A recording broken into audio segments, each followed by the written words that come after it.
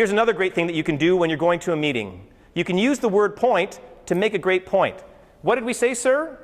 Drone on and on and on, and it never ends, and this kind of thing. Please take this today. We'll learn it in about 5 minutes, and just use it as a handy kind of reference when you're going to make a point. I use the word point in this acronym to say, the P is prepare your idea. You have to talk to your colleagues before you go. You're going to do your research. You're going to be ready to say your thing.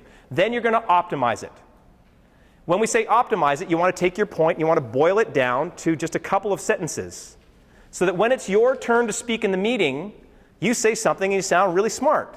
You don't do this droning thing that we're talking about here. You actually get it out, and there you go. The next thing is, thankfully, we're given 2 ears and 1 mouth, which is not a bad ratio for speaking and listening. Then you invite feedback, and that's your chance to listen.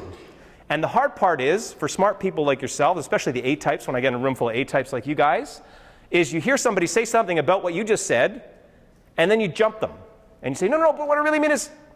The hard part here is to physically practice zipping it and listening and taking in the feedback. Then, right away with that point, you want to name the hurdles and solutions. What happens is, as good Canadians often, we let each other off the hook. I'll get to that. I'll do it next meeting. I'll do it the next time. Name the hurdle. What's the problem? How can we fix it? See as much as you can get done about that point so that condensed period of time that thing is done. We want to move forward.